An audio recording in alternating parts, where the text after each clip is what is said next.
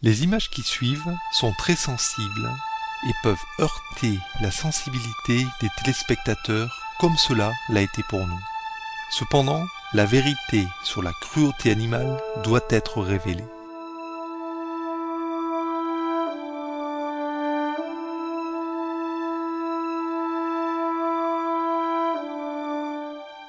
Today's Animal World, our co-inhabitants will be presented in French, with subtitles in Arabic, Aulassis or Vietnamese, Chinese, English, French, German, Indonesian, Japanese, Korean, Malay, Persian, Portuguese, Russian, Thai and Spanish.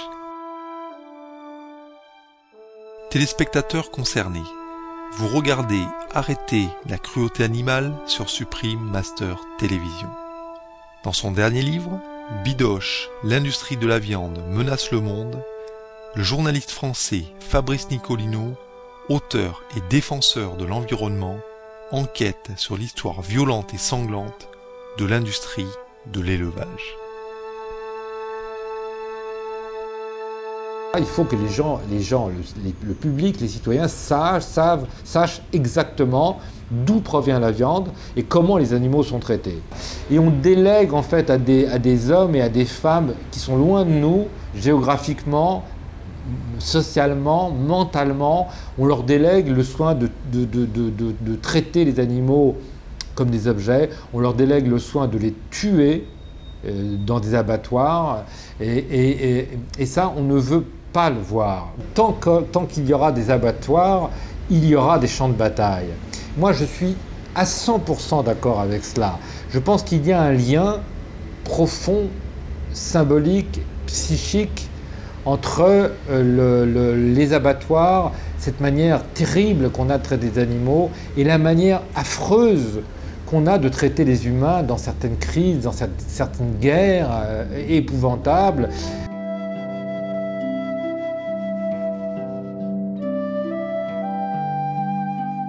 Ce livre, publié fin 2009, a fait grand bruit en France. Il est en effet le premier ouvrage jamais publié dans le pays à avoir enquêté sur les fermes industrielles de l'Hexagone. Dans ce livre, M. Nicolino analyse aussi la fabrication des produits animaux dans le monde entier et conclut que le système tout entier représente une menace imminente de taille à la survie de l'humanité et de notre planète.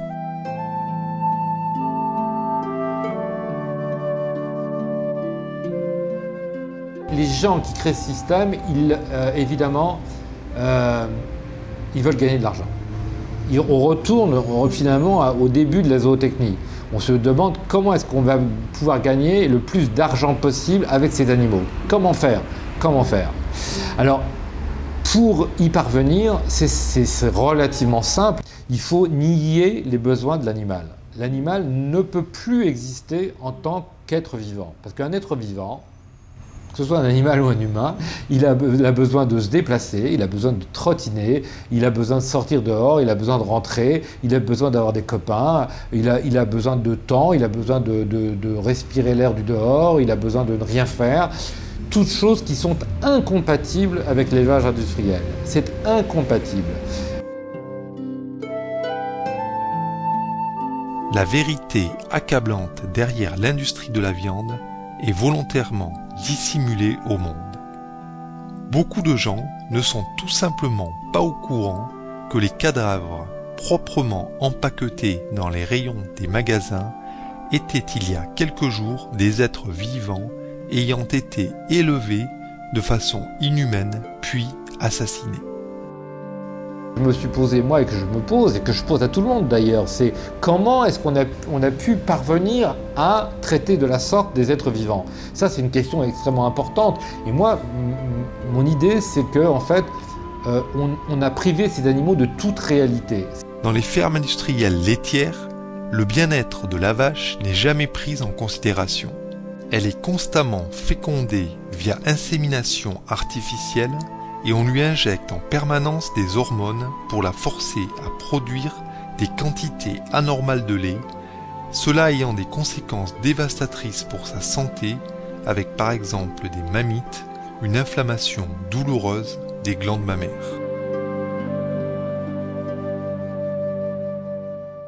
Un veau, par exemple, si vous laissez un veau vivre sa vie de veau, un petit veau, il va rester à téter sa mère pendant 8 mois.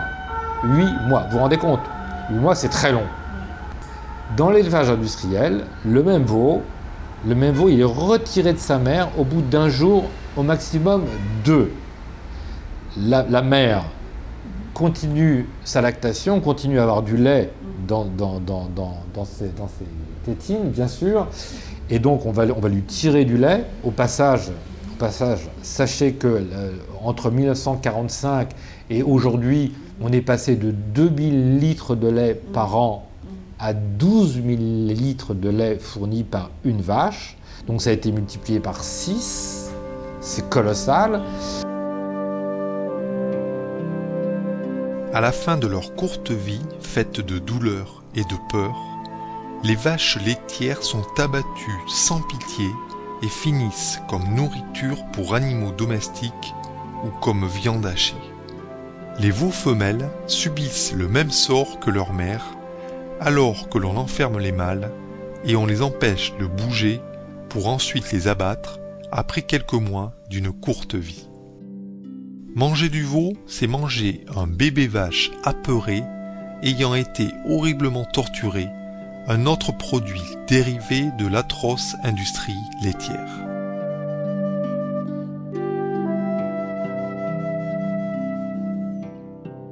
Le veau, lui, on le prend, on l'entrave, on l'attache dans le noir et on lui interdit tout mouvement, pratiquement. Pourquoi?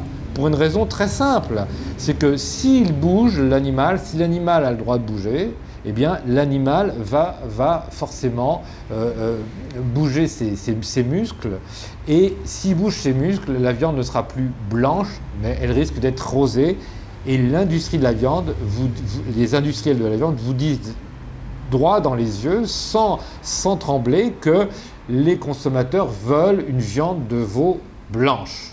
Pour qu'elle soit blanche, il faut que l'animal ne bouge pas. Donc l'animal est entravé dans le noir, et l'infravie du veau, c'est ça. Il est attaché dans le noir et il ne peut pas bouger un orteil.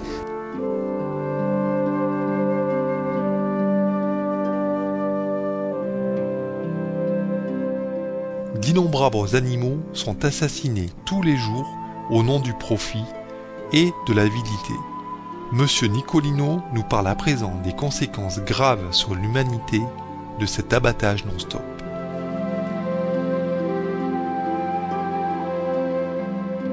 On tue en France plus d'1 milliard d'animaux d'élevage chaque année pour nourrir les Français. Plus d'1 milliard et ils sont non seulement tués, mais tués dans des conditions terribles et barbares.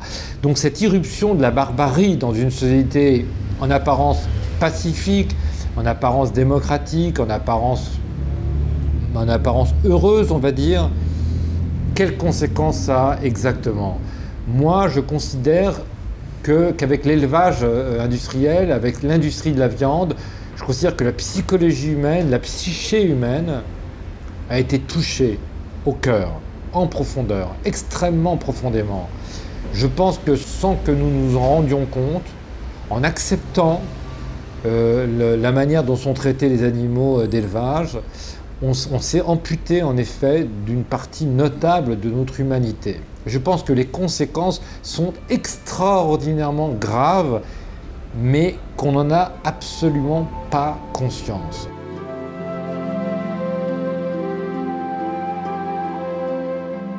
Monsieur Nicolino entrevoit pourtant un espoir avec un changement de l'humanité et la fin de la violence.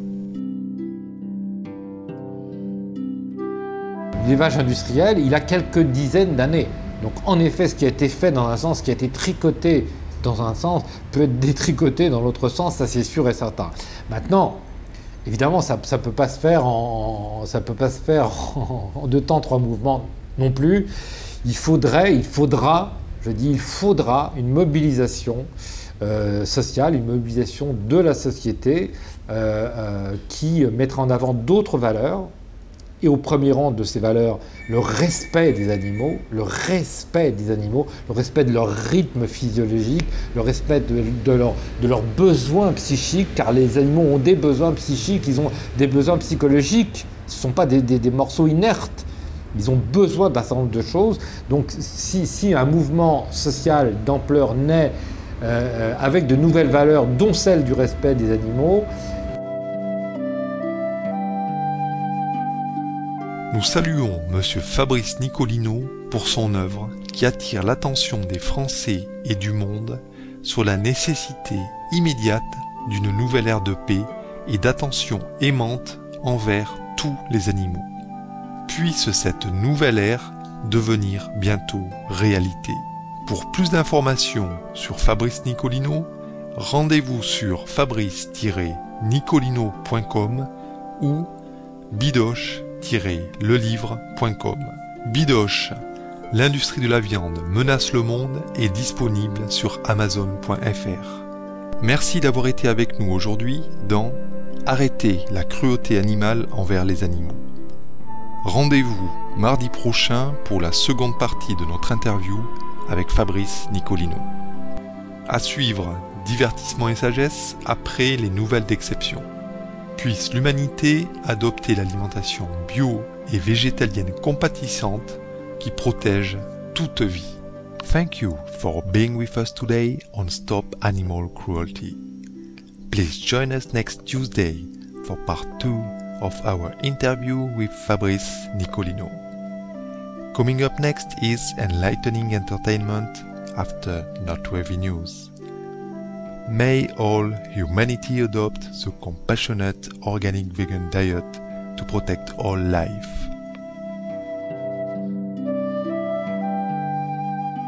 For more details, please visit www.suprememastertv.com/stop-animal-cruelty.